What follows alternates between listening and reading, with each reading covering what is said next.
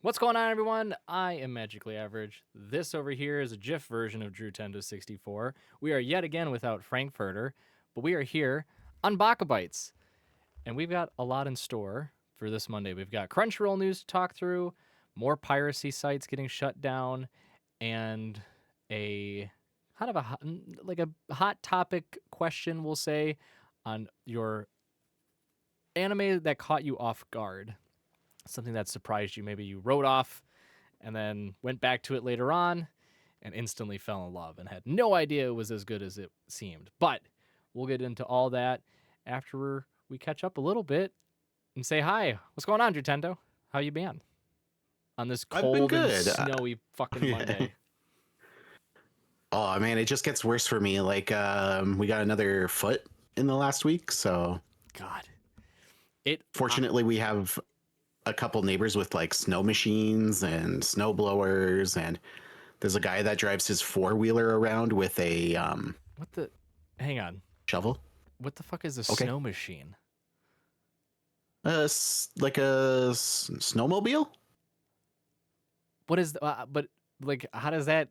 Do they have a plow on the front of it? No, they're just ripping up and down and creating sidewalks.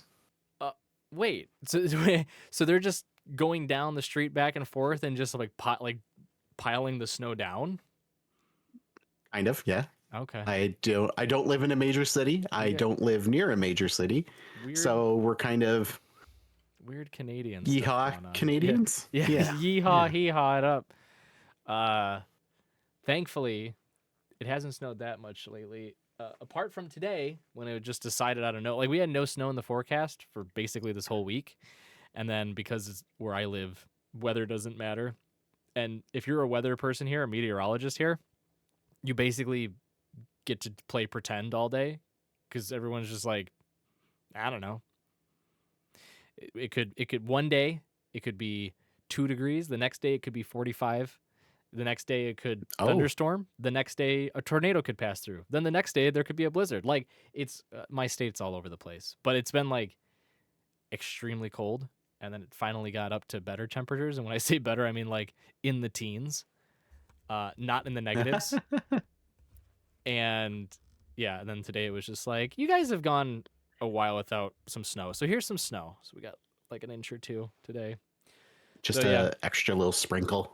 Yeah, because the universe can never let us like be calm. It's like it's either you get a foot of snow in one night that you have to deal with the next day, or you get an ice storm where it shuts down the grid and everyone's locked inside, or you get below freezing below freezing temperatures. Like you guys use, because you're in Canada, like every other place in the entire world, you guys use the metric system, and you guys use Celsius. I think in Celsius, the coldest it was, straight up, like peak day. So I'm talking the hottest it got in a day. I think our coldest was like negative 37 Celsius. Hi, everyone. This is Future Magically Average here to correct past Magically Average's incredibly horrendous mistake when it comes to converting Fahrenheit to Celsius. Negative 37 degrees Celsius, if you're unaware, is negative 34 degrees Fahrenheit. That is insanely cold. And it, in fact, was not that cold where Magically Average lives.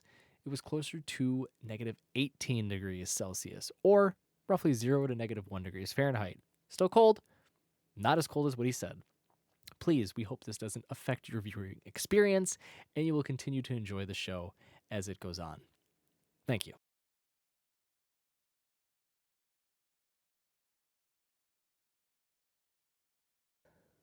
Oh gosh, yeah, that's a wee bit chilly. Yeah, because 0 in Celsius is 32 degrees in Fahrenheit, so I could do some pretty quick math. It was cold. Quick maths, yeah. Quick maths. Yeah, no, not fun. So it was a pretty shit time. But yes, so we are here though inside. Hopefully everyone is. If you're not and you're traveling, stay warm and stay safe out there. But we are safe inside. Talking about some, well, I guess, plays into the whole universe tries to shit on us thing. Talking about some news in the anime and manga world, and we're starting off with. I shouldn't say we're starting off. We're just covering bad news for the day. So, if you aren't aware, Crunchyroll is yet again increasing the price for their subscriptions for all tiers. And you might be saying, "Wow, it feels like they just recently did," and also, "Wow, they took away the ad-free subscription tier. So now they're already increasing prices?" Yup. Because, when things are going well, better fuck over the fan base.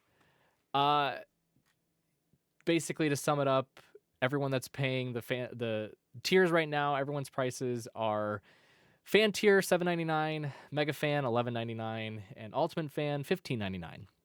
And there's obviously different perks for every tier. The fan tier is the one that replaced the free ad-free one. So that ended December 31st, I believe. It was the very end of the year, and they were like, okay, starting in 2026, you cannot have the free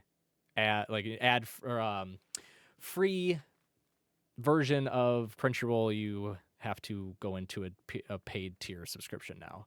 And then they also are like, oh, by the way, we're increasing prices. So yay.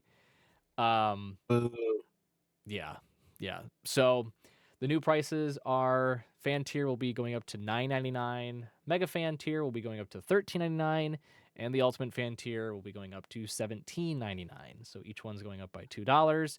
This will all start the next billing date after March 4th. So whenever your subscription renews, if you're paying monthly or if you're paying annually, if you're lucky enough where your annual subscription is renewing before March 4th, you technically get the prior tier value or tier pricing.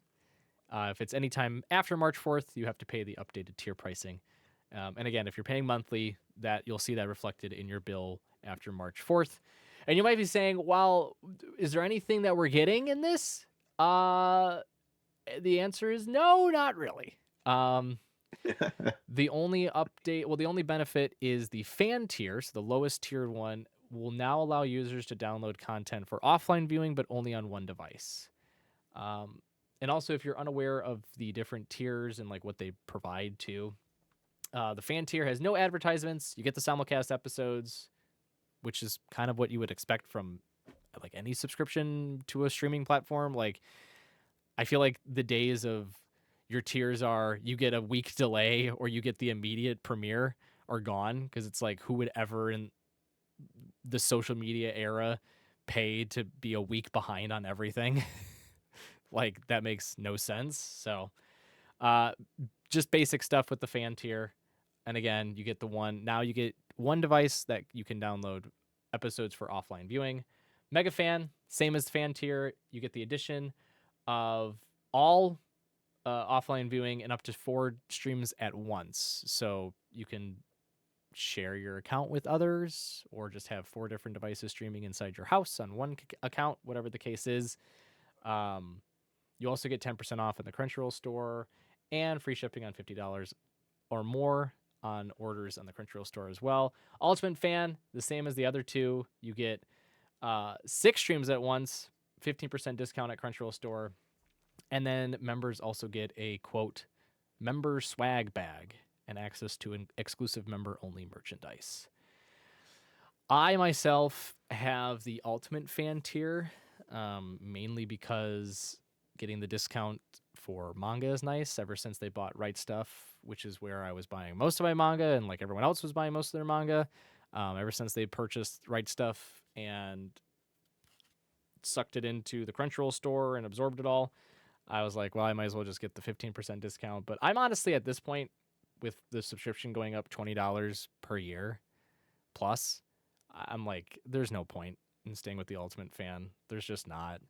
I'm going to probably go down to the Mega Fan just so that I can keep getting my multiple streams at once and offline viewing. But it's like, it's just getting so painful. Everything is just It increasing is. in price, and there's like no additional benefit. There's no improvements No, to the and streaming site. Yeah. there's my main concern with Crunchyroll, and this dates back to like when they took over Funimation. They took over Funimation, which gave them more access to more titles, and then it also gave them access to whoever was with Funimation. So you would assume that whoever had subscribed there, more than likely, we're gonna even just err on the side of caution and say like 50% of those people continued their subscription with Crunchyroll. Mm-hmm. At that time, that was what, just over 2 years ago now. They didn't upgrade their price, but then they did in like 2024, right? So to me, we have more access to more shows. Great. We have like almost near same day simulcast. That's a hard word for me today. And we have most of the time we have the like better quality of everything, except for if anyone's watching Fate Fake or Fate Strange Fake. Crunchyroll has the early production version, and if you watch it on High Dive or Netflix, or someone else has the finished version. So Crunchyroll kind of fumbled the bag there. What? Yeah, watch it. They have no. Fate Strange. First off, hold it. Bite your tongue, good sir. I will never watch a Fate series. So you watch your tone with me. No, you can't fool me into watching that garbage. No. Come on, it's just like Attack on Titan. You'll love it. Oh yeah, yeah. See how that turned out. But so wait, there's a pre-production and a post-production version on two different streaming sites. Yeah, so Crunchyroll has like the early version where like if you look at a character's face. Hold on.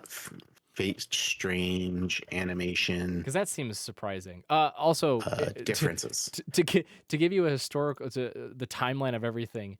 The full acquisition, and for people confused about this too, Sony owned Funimation. They actually acquired Crunchyroll from AT&T.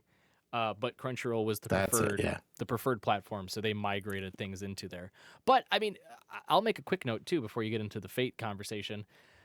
Like, I'm pretty sure we're still waiting for certain series to get fully migrated over from Funimation. And it's been they finished the full acquisition August 9th, 2021. So it's been 4.5 years. Well, like 4.5 years. Like, that's embarrassing. And there's like shows that just will leave randomly too. Like it's mismanagement for top to bottom. But anyway, talk about stupid Fate and whatever. So it's Amazon Prime. Amazon Prime has the better version. Oh, that's upsetting. I'm just sending the copies here inside Discord if you want to take a look.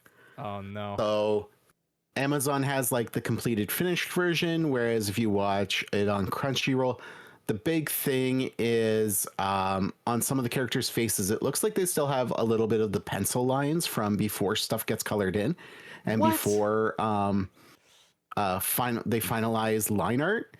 So all right, hang on. Gives it. Yeah, look at Fate Strange Fake. Animation differences. I even have the link to the Instagram post if you want to see the big difference there too. Let me see if I can find it as we're still chit chatting. Yeah. What you notice it? F off. But so because you'll notice it like one looks like a more traditional animation style, and you're like, oh, okay. And then when you look at like the finished style on Amazon, you're like, oh, that's like brand new. Like it's like they sharpened their pencil crayons and like bought new markers. Like it's a difference. That's weird. That's very man. Let's see, early episode release versus full or late. Right here, I can just send you the. I can't look at anything in Discord because it messes up. Okay. Oh yeah, it'll mess things up. Yeah, crap. That's okay.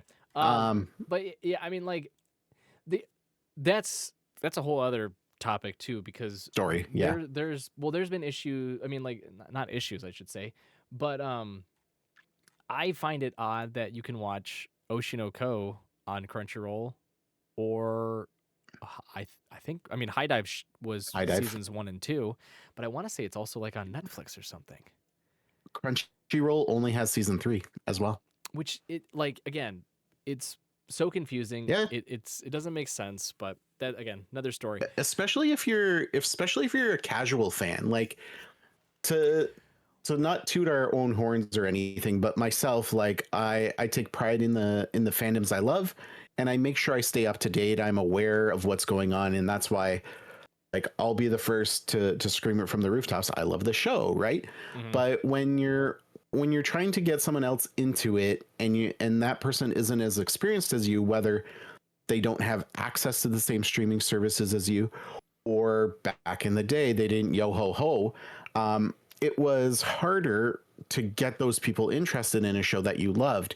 So like hypothetically, I've been trying to get my wife to watch Oshinoko only because she likes murder mystery shows. She listens to murder mystery podcasts.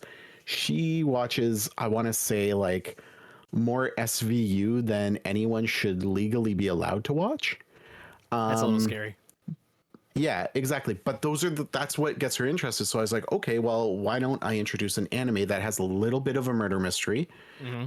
and fun and music? Because I know like that might bridge a gap. And she's like, okay, how do we watch it? And I was like, Well, so we have a free trial. What we're gonna do, we're gonna binge and try as much as we can. Like it's wild. It's just like how I got into Severance for a season, and I'm like, oh, now I got to make a second yeah. account for Apple to finish season 2 of Severance. But it's that's less annoying than seeing like this show. Like personally, I'm a big fan of the Fate series, Mm-hmm. and to be like, I was waiting, like I was checking updates, checking websites to see when the series would finally come out, because they put out like a 45-minute teaser episode, I want to say almost a year ago now. Okay. So I was like, I was clicking refresh, and then for me, I use Crunchyroll, so I watch Crunchyroll. I'm going to be paying that higher price, and this is the quality I get. So it's one of those things of like, yes, we can fight with our wallets, but at the same time, Crunchyroll, I think, being in that owned by Sony ecosystem, needs to learn like, you're not quote unquote hurting your subscribers, you're hurting your fans. So there's going to be a point where someone just says, hey, this isn't good enough for me, I'm out.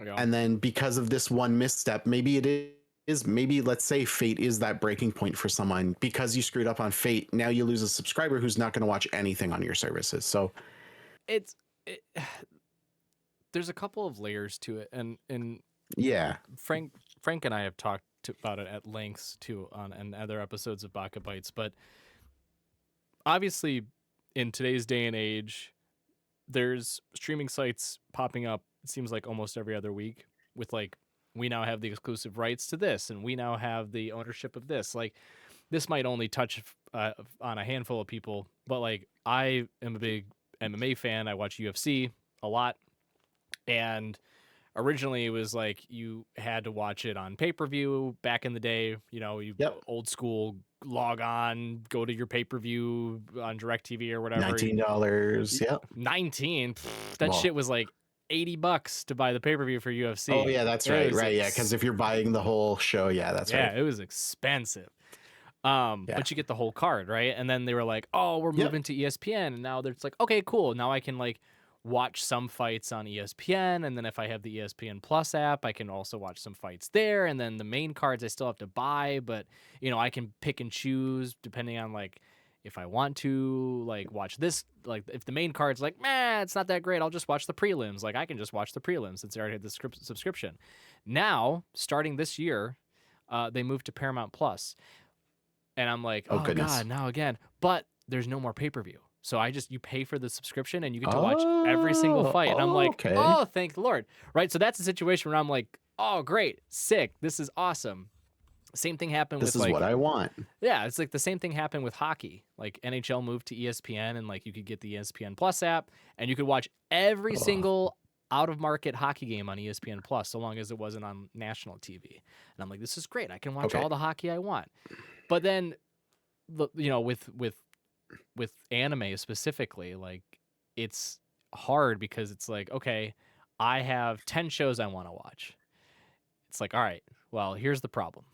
6 of them are on Crunchyroll, 2 are on High Dive, one's on Hulu, and one's on Netflix. So then you have to ask yourself, which one do I really like the most, or which ones am I willing to like? Is the one that I really have been waiting for the one on Netflix, and I'm just not gonna watch the other 9, or like, do I just suck it up, watch the 6 I like on Crunchyroll, and just deal with the fact that I'm gonna miss out the other 4? You know, people are gonna experience like this is gonna be the same situation when Steel Ball Run comes out, because that's coming out on Netflix, right? So it's like Yeah. Netflix is going to see a nice little bump in their subscribers maybe, and then once it ends, a little dip from people canceling. And again, people always are like, well, you could just cancel and then just restart, and it's not that aspect of it, right? Like, I personally don't mind having that many different streaming sites. I think it's just the frustration of having all of them but getting no benefit from any of them when things like this happen, like price increases happen, or they start to get exclusive rights to things, which increases their prices, but there's still no benefit to viewers. Like, there has to be something. Like in the case of the UFC, it's, we're moving to Paramount Plus. Great, another subscription, but you're not paying pay-per-view, you're not paying a subscription plus extra. Yep. Huge bonus, right? The hockey with ESPN Plus, it's, you get access to every single game. You just have a baseline ESPN Plus account, doesn't matter. You're paying the whatever it is, like $5.99, $6.99 a month. You get access to every game. Man, that hurts me. Every game. Yeah, I know, right? Every game. No, there's a problem in Canada, so we won't get into that. Oh no. But that's what I mean. Like in the case of the streaming sites, like for anime, it's like, what are you offering your fans to get them in? Like, giving these discounts and stuff is not enough. And the other point I wanted to make specifically with Crunchyroll is that their issue I've been finding over the years is that they're trying to become, and I don't like using this comparison because I don't like this person or the site that they've made, but it's the only one I can think of. They're trying to create like what Elon Musk envisioned X to be. Like when he, like early on, he, like before he bought Twitter, he had kind of outlined his idea for like a full suite in one app. It would be like basically an app for everything. It would be like where you banked, it would be where you shopped, it would be where you invested, it would be where you had your, like, your connections, like your social media platform. It would be everything, right? Mm-hmm. Like that was what he envisioned, and that's like why he made Twitter into X. Because I think his original idea, he called it or coined it X, Project X or something, right? Crunchyroll is trying to do that by being like, hey, guess what? We're not just for streaming anime. We've got manga. We've got a store. We've got games. We want you to spend all your time here if you're a big anime fan. I just don't know if people are all that interested in it, though. Like, the manga app is really bad, right? Like, the store was just sort of a by process of elimination, because, I mean, Right Stuff was kicking their ass all the way down the street and back, and then they were like, well, we acquired Right Stuff, so it's like, okay, I guess we have to now move over there, right? But it's like an ad hoc add-on that's been like scuttled and repurposed. Like to your point, what Crunchyroll does well, it fails in its other aspects. So it's like, if you're under this umbrella of Sony, you do have resources to be like, okay, let's improve this. Mm-hmm. And let's make this the place people want to be. Because the main thing that happens to me, and I'm speaking just for myself, is that if I get invested in a show like Apothecary Diaries or Free Ren or Fake, I'm now invested in those characters. I'm like, you know what I want on my desk? Maybe I do want that little sleeping Free Ren, or maybe I do want XYZ, whatever, right? Mm-hmm. But I want to be able to find that stuff easily. And the fact that their store is so jumbled, it's like, oh yeah, well, it's just not nice. And so like then immediately you get turned off by it. But here's the trick: You find out what that figure is called, you find out who makes it, and now you're on another website that you're getting free shipping when you don't spend over 50, when you spend over 25. Yeah. Much does my figure cost? Oh, it's $28 here instead of $22 on Crunchyroll. Oh, guess I'm getting my free shipping. Like, there's so many ways that these companies can improve themselves, and it's always going to be this unfortunate cycle of nobody listens to their fans, and then when they do, they overcorrect, and then everyone gets mad, and then they backpedal so hard that now it's worse, and you're like, what did we do? But yeah. So I actually it's funny that we're talking about this. I had a conversation with a buddy yesterday, and we were driving back from grabbing a dinner, and we passed a Best Buy, and he was like, "Man, when's the last time you went to a Best Buy?" And I was like, "Oh, just recently, because I picked up something, I had a coupon or whatever." And he's like, "I'm just so surprised that Best Buys are still around." And I'm like, "Honestly, same." And I had like an epiphany moment, like a realization. I was like, why has Best Buy gone by the wayside, like, and been replaced by other stores? And people, like, the easiest thing is like, oh, it's convenience, right? Like, it's just, you could just buy everything you want on Amazon or wherever, and it's like it's cheaper and blah blah blah. And I'm like, honestly, I think the reason that Best Buy failed is because they tried to do everything. I was like, Yeah. do you want a TV? Do you want that new CD? Do you want a microwave?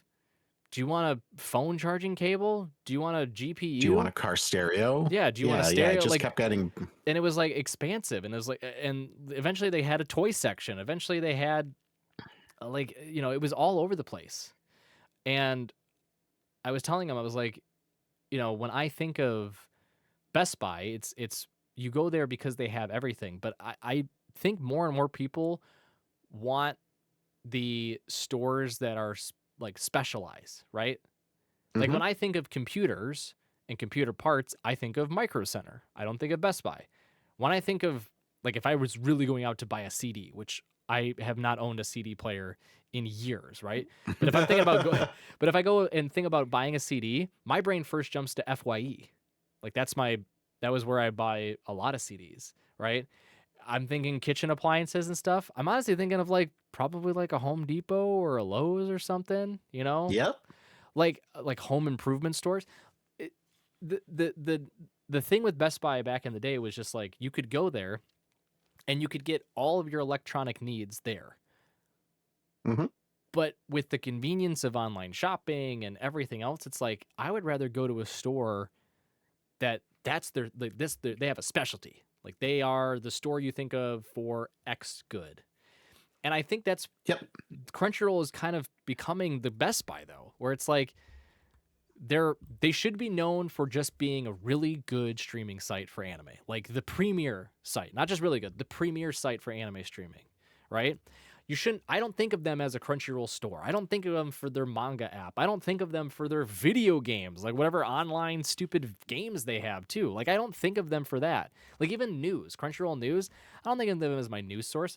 In fact, we're showing news articles on Anime News Network. That's where I go for my news, because they're the ones that dedicated. They specialize. This is their area. This is their expertise, is showing and highlighting and producing all of the news you'd want around Japanese media and anything in, that's happening in Japan as when it comes to anime or manga or whatever the case might be, right? Like, I think of Anime News Network, not Crunchyroll. So I think they're falling into that trap of, like, we want this to be the all around place for anime fans to go. And I feel like I speak for most, and I could be wrong here, but it just seems like people would rather have them make an affordable, high quality, which we haven't even touched on that, and we would spend way too much time doing it, but like all the AI subtitling and like messed up audio at times, and like delays in production, like that's another annoyance. Like, they need to fix their shit. But I feel like I speak for many just to say, just stick to what we want. We want you to be the premier high quality anime streaming site. We don't need you to be the 5-in-1 shampoo, conditioner, body wash, toothpaste, deodorant, for streaming. We just want you to be the really good high quality shampoo for anime streaming, right? Just one. So yeah, the price hikes, as frustrating as they are, I think it's more frustrating from the standpoint of like you're not seeing any real improvement for on the site, and you're not seeing any more benefits for the fans. So it's very disheartening that this is happening at this stage, right? Like if this was coming on the backs of them saying, look, we're making significant improvements, we're doubling down on the benefits we're giving to fans, then we'd go, all right, we see you, we're glad that you're putting in the effort, we're glad that you're listening to feedback, thank you. But this is just hollow. It's like we just want money. It's like, Well, and it's like, again, they're owned by Sony, so like my comparison to this is the PlayStation Plus membership. So like, oh god, even at the lowest tier of PlayStation Plus, I get 3 free video games a month, and they could range anywhere from $20 to $30 to even a $60 game. And then I have access to like immediately a small discount, and that's on the basic of basic plans. But like as you go up, you get access to the classics library, you get access to same day streaming libraries. Like they like it's weird to see like a different section of the same company be like, hey, look at all the cool stuff we can do. yeah. And then Crunchyroll just go, hold on, what do we do again, guys? Yeah. Ooh, we got to invest in this other thing, right? And that I'm fearful that they're going to come out later this year and be like, we have a brand new type of service we're doing, and it's yada yada, like whatever, right? Like, I just don't know. It's very frustrating, again, to see this kind of empty price hike with no real like help or significance to fans in terms of like what they're getting out of the service. But we can only hope that Crunchyroll will improve as the year goes on. What's not improving, but what's getting cracked down more, is piracy. And our other big news article for today is that Japan's Content Overseas Distribution Association, otherwise known as CODA, which fucking badass team that they have a whole division in their government dedicated to monitoring Japanese content produced or distributed overseas to make sure no one's doing anything nefarious with it. So kudos to them. With the assistance of the Shanghai Public Security Bureau of China, just issued and cracked down on one of the largest manga piracy sites, Bato.to, along with 60 related sites for the illegal piracy of manga. So this was quite an operation. Basically, it started back in July of 2024, so it's been a year and a half plus of them trying to target where exactly this was happening, how the distribution was taking place, what servers were hosting it, yada yada, who was involved. And it affected a lot of different publishers. The publishers that were actually a part of this criminal complaint that was filed in September of last year, or September of 2024, excuse me, was Kodokawa, Kodansha, Suesa, Shogakun, and Square Enix. Yeah, so large ones. Koda also reached out to China Literature Limited, which is an online book platform affiliated with Tencent Holdings. If you're familiar with Tencent, like League of Legends, Riot, right? That's Tencent Holdings. But the article goes on to say, and again, I apologize, this article is on Anime News Network. Thank you, Anime News Network.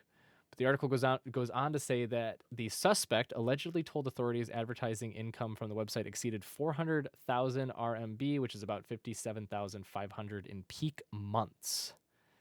As I mentioned, they shut down 60 websites that was involved in the operation, which saw a combined total of 350 million hits in just May of 2025, with total traffic from October 2022 to October 2025, so a 3-year span, reaching 7.2 billion visits. The hilarious part of this is that the site was run by one single person. No way. Yes. That's awesome. Well, I need that's to find. industrious of him, I guess I should say. Yeah, like that shocked me when I read the article. I was like, are you kidding me? Yes, but they had found the gentleman in I believe it was in Shanghai.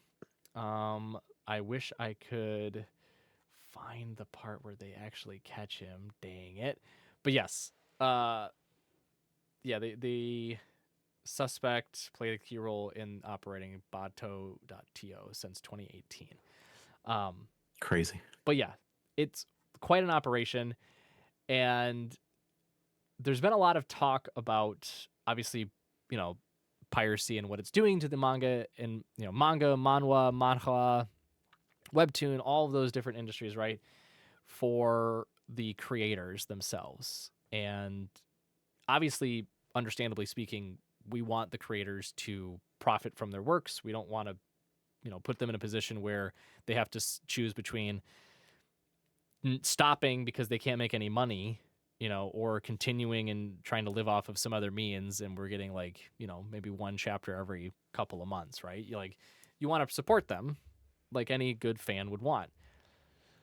But on the flip side, there's been conversations about I have to choose my words carefully. I don't want to get cracked down by Coda for saying this, but it's almost like the necessity or like evil begets evil sort of thing, where fans, and rightfully so, get a little anxious and impatient when it comes to series being translated over to their language.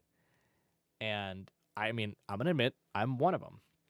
I would go on a site and they were fan translated freelance screens of series that don't have an English release.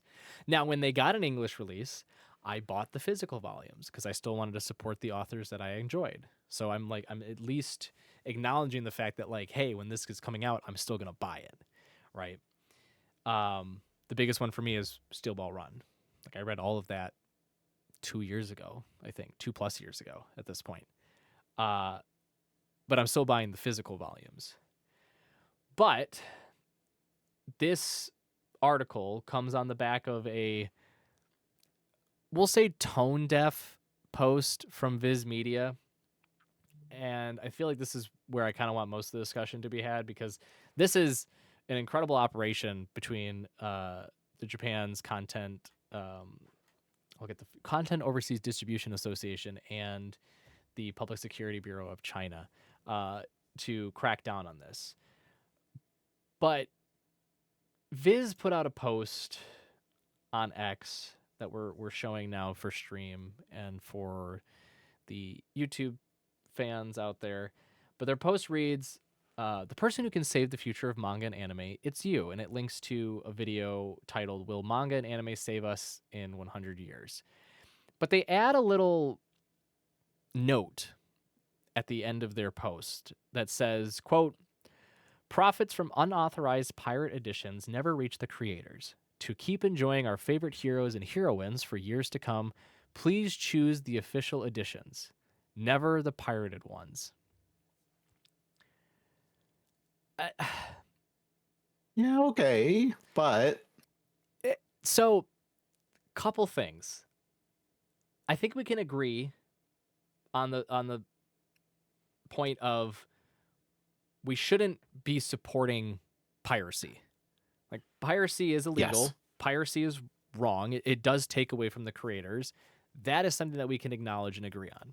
I don't think anyone, like, even if you chart the high seas for your anime or your manga or manhwa or whatever, I don't think anyone's out there saying, you know, this is good. This is I'm in the right. You know, this is a decent thing for me to be doing. I think most people are like, acknowledge, like, I probably shouldn't be doing this, you know, but I have reasons. Whatever the reasons are, to each their own. But at the end of the day, piracy is still wrong. That being said, and I feel like this is where I like my American side comes out, and I'm like getting the tea ready to throw into the harbor, or I know this isn't American, it's French, but like starting to stand up and like be like, "Do you hear the people sing?"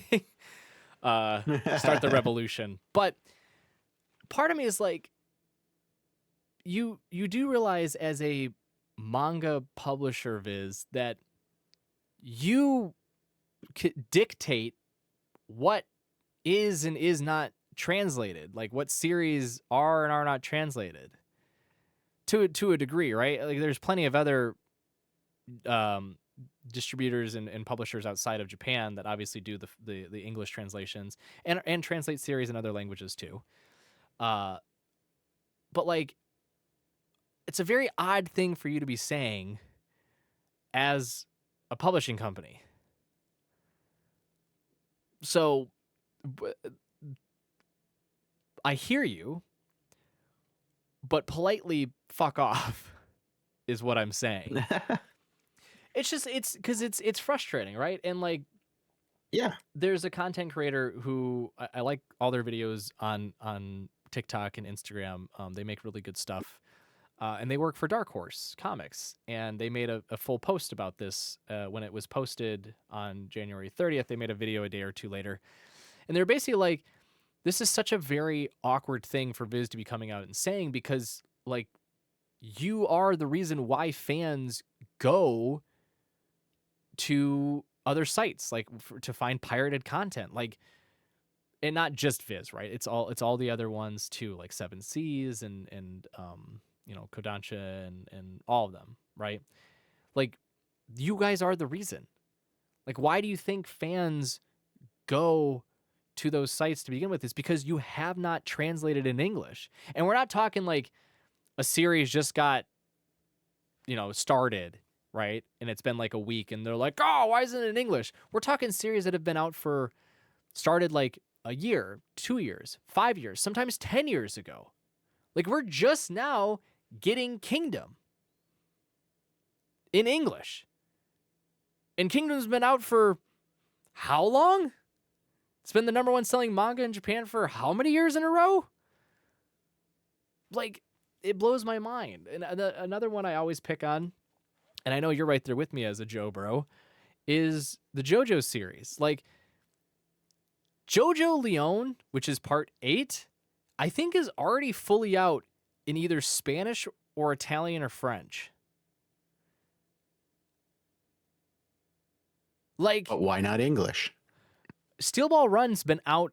I this is how like crazy and psychotic I was at one point. I almost bought the full box set of Steel Ball Run in Spanish, like just to have.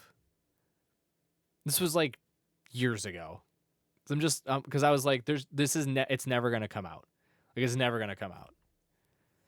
Like, the same person that makes that did the video that I just mentioned, they are a big JoJo's fan as well, and they actually put a timeline based on the frequency at which they were producing. I think it's actually Viz that does this Steel Ball or the JoJo series. JoJo's? Yeah, for English printing. Someone asked like, "Oh, when are we gonna get part 9?" Right, which is JoJo Lands, and he was like, "Well, following Viz's release schedule for Stone Ocean, and then copying over the estimation for when Steel Ball Run will come out, to produce the entirety of Steel Ball Run will take X amount of years. Then there will be a gap between they start doing JoJo Leon, and then that will take X amount of years, and then there'll be another gap, and then JoJo Lands will start releasing in 2034." Oh my god. And I was like, "Oh my god, that's so upsetting." That's insane, because like that's almost, it's almost the reverse of us now being like the fans that were waiting for like JoJo to be adapted from part 1 into an anime, because like if you look back before the current anime series, there was only like OVAs randomly. Yep, they did a lot they from weren't Stardust Crusaders.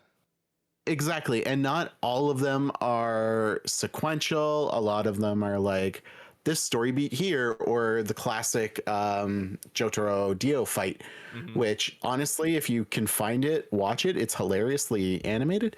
But side note, it like the amount of time people had to wait for that was like years, because a lot of that was animated in the early 90s, I want to say, to late 80s. So then think about that, and then think about when JoJo came out as a more current anime, and then think about how long it took for them to get to Stardust Crusaders in that current anime. And now Viz is turning around being like, well, like, I guess we'll get to publishing it in English. Dude, Toonami bought the rights to air Stardust Crusaders because of how insanely popular it was, airing at 11:30 at night. You're telling me you're unsure if you're going to make money back on this project? Like, even if that is their main concern, like, it's just so unique of a way to think. Well, and here's the other aspect to it, and this is actually the part of their video I actually like was clapping and cheering and snapping for, because it's like, this is what the true message is. And it's funny that this is coming from Viz to be like, you know, oh, you're not supporting the creators. He made a very, very good point to say, if English reading fans didn't go to these sites to read the freelance translations of series and then talk about them, no one would know about them. And they would likely never come over until way later. Like, without people going and being like, oh my gosh, I started reading this new series that I found online, I'm in love with it, blah, blah, blah. And then getting more and more conversations going and more hype around it, they would just fall by the wayside and they get picked up wherever. Like, for me, and you can go back to episodes like a year and a half, 2 years ago, and you'll hear me talking about it. There was a series that I was reading on the same site that I read Steel Ball Run, and it was called Now That We Draw. And I was like, this is going to be the next, like, Dangers in My Heart type romance slice of life series. Like, the characters are absolutely adorable. I love their dynamic and how opposite they are, but they're both in love with creating manga. Like, they both want to become mangakas. And so, like, they have different journeys to get to this point. There's a lot of heartache. There's obviously the romance aspect to it too. Like, it's going to be on par with The Dangers in My Heart, which I think is one of the best, like, romance series of late to come out. And I think it was like 5 months ago, the first volume got released in English. And I was like, oh my God, it's finally happening. It's coming over to English. Like, we're getting it. And I'm like, I wonder what other series I've read that are coming over. And there's been like 4 or 5. And I'm like, it's happening. Like, it feels like people are talking about it more, discussing about it. It's discussing more about these series, and then pushing, being like, God, I wish there was a physical, or God, I really want there to be an actual, like, English version of this that I can read and have physically. That's the whole point. Like, that's the goal. We're not out here becoming pirates because we're evildoers and we do what we want and we yar, like, we're doing it because you're trying to, you're forcing us to. We don't have any other option, right? Until we can get you to the breaking point to go, all right, this is gaining too much traction. We have to do something about it. Let's try to figure out if we can license and publish this, right? Until we get you to that point of understanding and realization, and it having to be done by force, by force I mean, like, just people going and migrating over to pirated sites. Like, there's no other way we can get our point across. Like, it's just that simple. So that was the part of his video I loved the most. Well, even to, like, piggyback onto that, like, for all of my weebs in and around Toronto, Ontario, and yes, I know I pronounced it wrong. I just wanted to be very clear for our friends who don't pronounce it the proper way, Toronto. Um, Toronto. there was a mall. There was a mall in the northern part of Toronto, Richmond Hill, if you're familiar, and it was a certain Asian mall.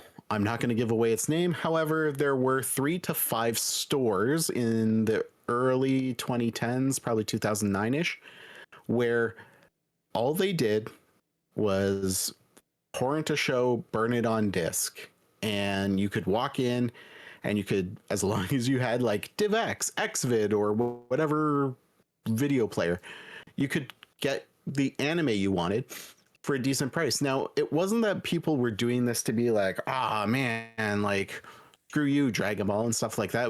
It was because it was faster in some cases. Like I knew one guy who went in and he got, like, as the first volume of Haruhi came out with English dubs, he had the whole series. Code Geass just got like its first season came out, and then ADV or whoever owned the rights at the time was like, we're gonna dub season 2. Again, he had the full first season. Like, it was because it was easier and more accessible to do it that way.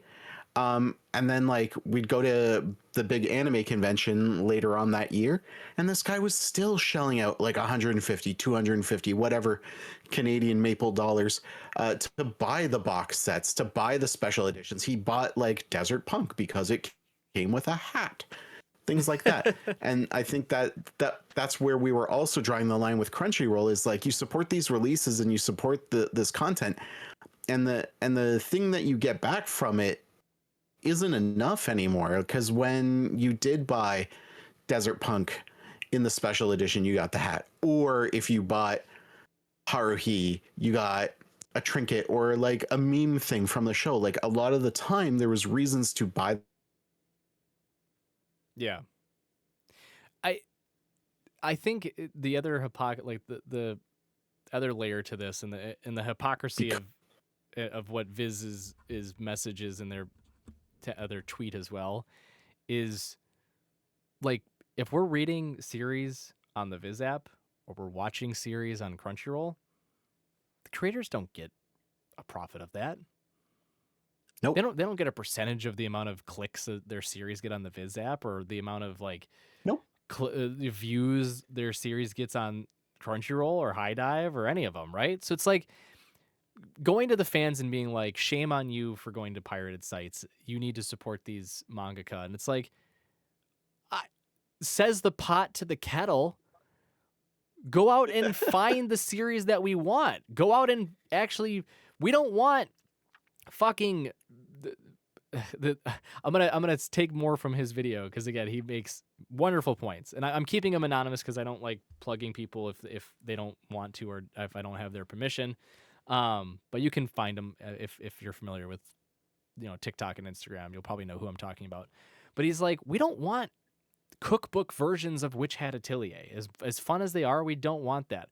We don't want like special edition side story bullshit for different series. We want you to actually give us the series that people have been asking for, and where you find that is from pirated sites.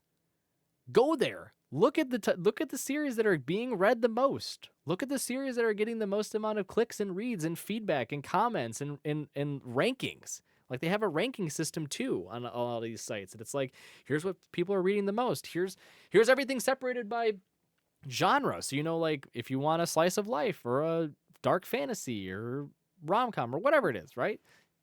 Like, that's where the like fans are getting the message across. Oh, you could just tweet at them, or oh, you could blah blah blah. No, it's like, it doesn't they don't work. listen. Right, exactly. It doesn't work. You have to force their hand, and the best way to do it is it's through these pirated sites. Like, and again, I'm not saying we should support and grow and keep up with the piracy. Let's use it as a means for coming to the table and going, hey, Viz, hey, 7Cs, hey, whomever else, here you go. Here's all of the popular series that you have yet to translate over that people are reading online. from freelance translators. What are you going to do about it? And don't say shut the site down, because it's not going to happen.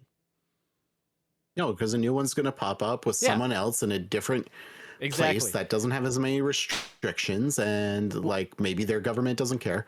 The biggest thing too is that we're in an age of information and technology, and everything is so accessible so fast. So let's use it. Like, start those AMAs, start using your marketing and media teams to go on Reddit to scrub these websites, to be like, guys, we're not promising anything, but like one of the shows I read online and got really excited for, because I heard of its announcement, was I made friends with the second prettiest girl in my class. I read it all online, but I didn't scream at Crunchyroll or whoever ended up getting it. I went with the other fans on Reddit, and we all talked about it. There's a like however many fans in that subreddit. Like, just look at those stats, and hypothetically, again, be very generous in what kind of fan base you got there. So like, let's look at that Reddit as the example. Let's say there are 5,000 people in it. Hypothetically, you could probably get 1,000 of those people, if they aren't already subscribed onto Crunchyroll to watch the show. Like, again, look for your fans in the places they're talking and engage with them, because the biggest thing, and again, turning into my father, in this economy, we're going to use our money where we think it counts the most. And in some cases, some people might look at Crunchyroll and go, winter season's a little lacking. I don't think there's anything on Crunchyroll I want to watch. They're going to end that subscription. They're going to join someone else who may have a stronger season, or you might be reinvesting it in some other form. Like, oh, now I can pick up, like, Crunchyroll's up to $19 now. Let me grab that manga I've been meaning to pick up this month. Mm-hmm. So, yeah, it's just, if you, man, I'm stumbling over my words right now, because you made every point you made was perfect, and it was exactly what I was going to just kind of touch on at the end. But yeah, it's the angle that they're approaching this is very odd, and again, it's very tone deaf on Viz's part to come out with this. It's just one of those moments where you want to just go, hey, how about you look at the mirror real quick, then come back to us. Yep. If you think you know what's best for the fans, let's have a discussion later on. Then, once you have a little bit retrospective, perspective of exactly, what your role is here, right? Is if you're going to speak on behalf of the mangaka, you know how the best way you can do to support them? Give us a series in English. Don't make us go out there and force your hand. Do it yourself. Do your research. Figure out what's trending. Figure out what's being read the most, what's getting the most amount of clicks, and then do something about it. And again, I'm not saying this is gonna happen to every series. Like, Frank and I have touched on it. Like, the statistics are something along the lines of like only 15 or 10% of the series that are produced in Japan ever get translated over to English. So there's 85% plus that are out there that will just either never get translated over, or can't, just because yo-ho-ho. Right. Yeah, and sometimes it's a yo-ho-ho type moment, right? If you really invested in it and want it. But for them to come out and just be like, you're not supporting mangaka, it's like, honestly, we're doing more for them by having conversations, posting on social media, giving them advertising to be like, hey, I read this super cool series online. Golly gee, I wish I could read it physically.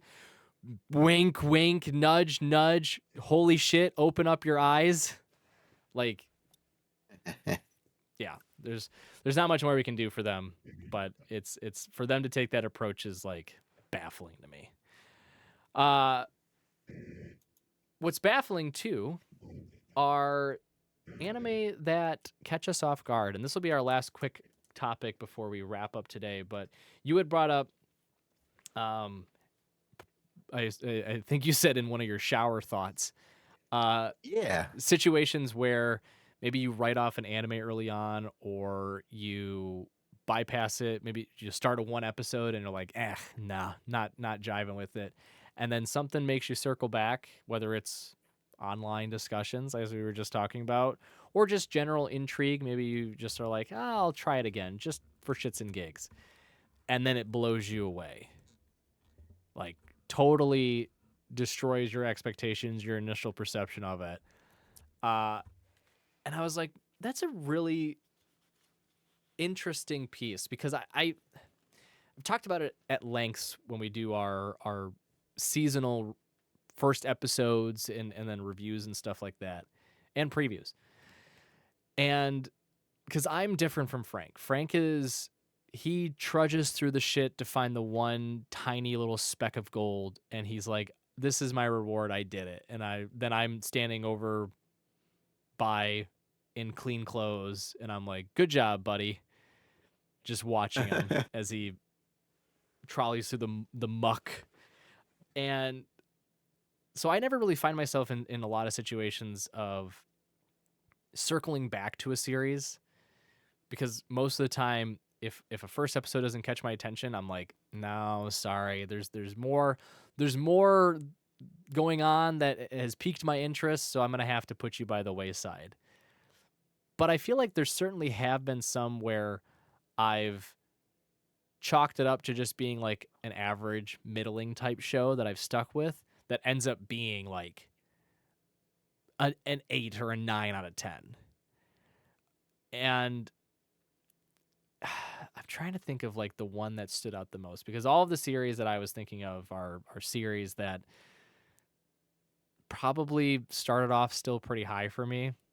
I might be just still wearing my rose tinted glasses with most of them too. But is there one that sticks out to you? Because I know you were the one that came up with this topic. Is there one or a couple even that stand out? Yeah. So the very first one was Mawaru Penguin Drum.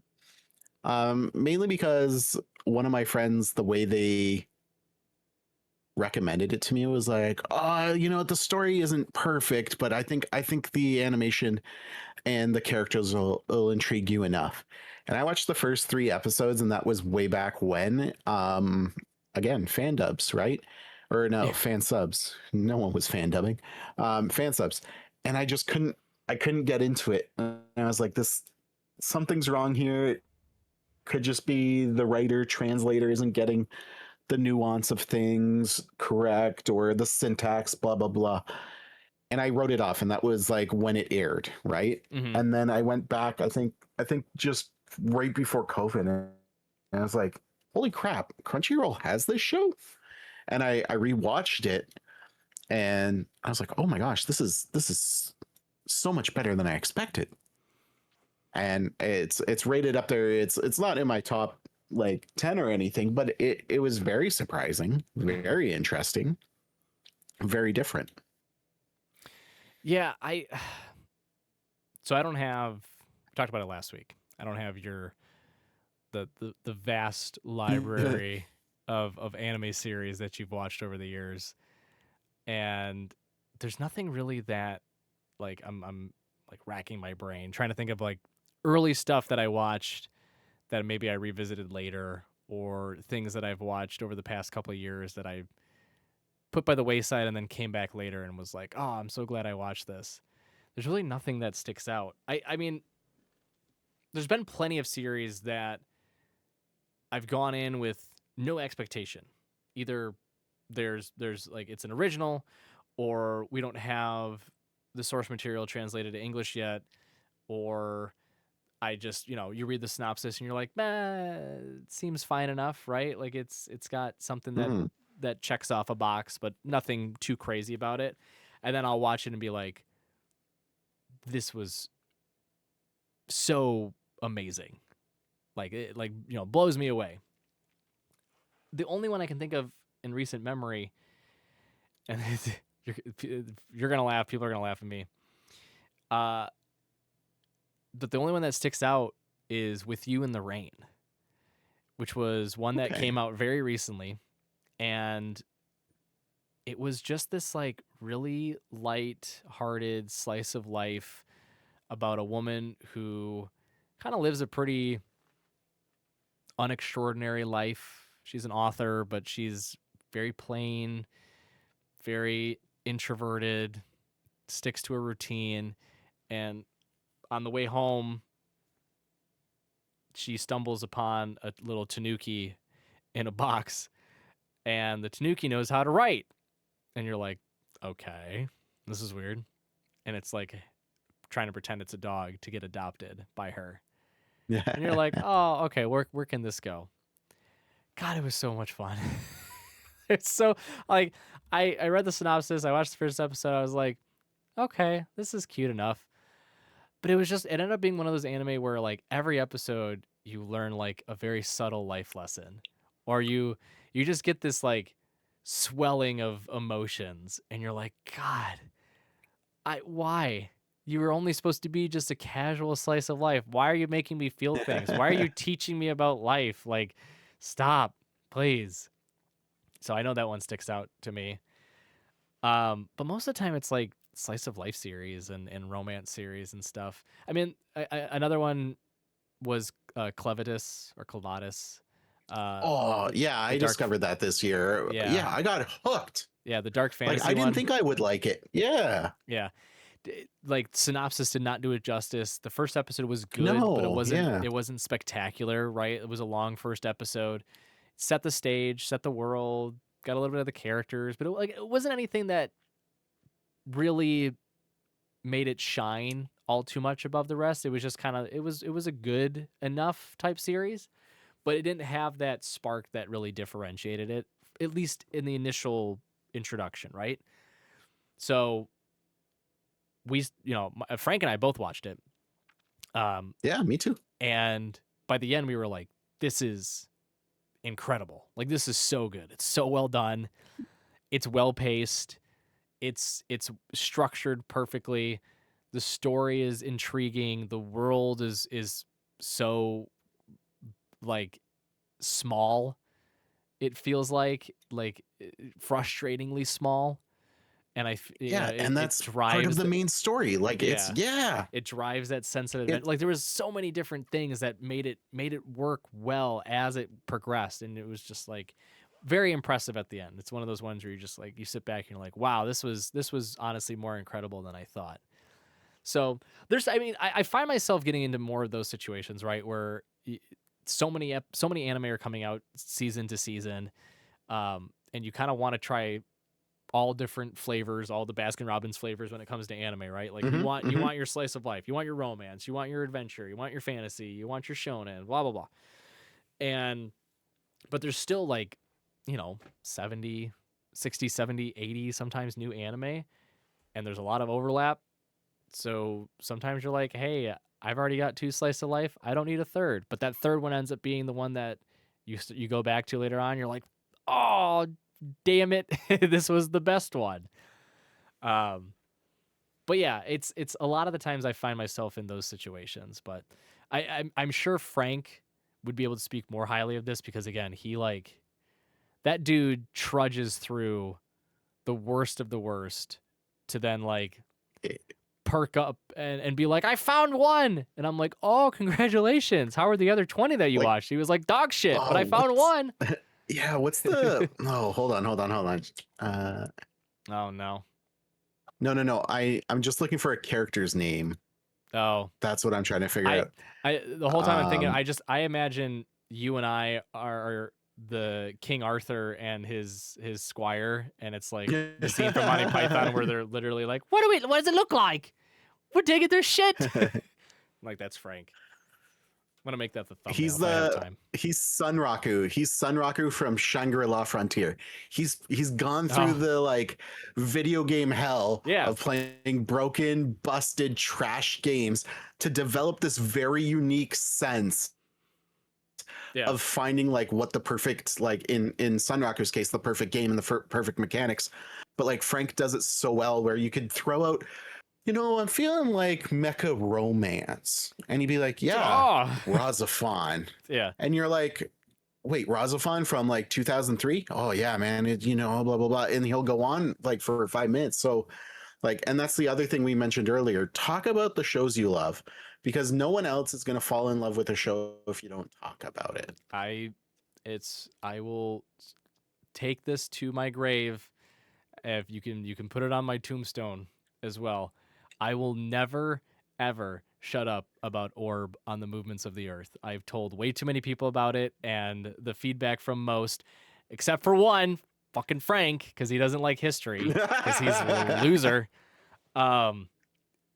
Everyone has said like it's a Is a that the generational type anime, and I is that keep the one where it's like based on Galileo? yes, it is heliocentrism versus geocentrism. So it's like basically Yeah. the Okay. Yeah. scientific theory versus the church. It's Yeah. so Okay. Yeah. it's I saw the so reviews for it, and I incredible. meant to look into it.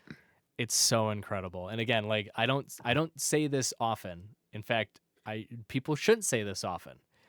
But this is one of those series where I do feel like it's a generational type anime. Like you only get this once in a Neat. blue moon. Like there's not a lot of these, and so you have to cherish them like whenever they come around.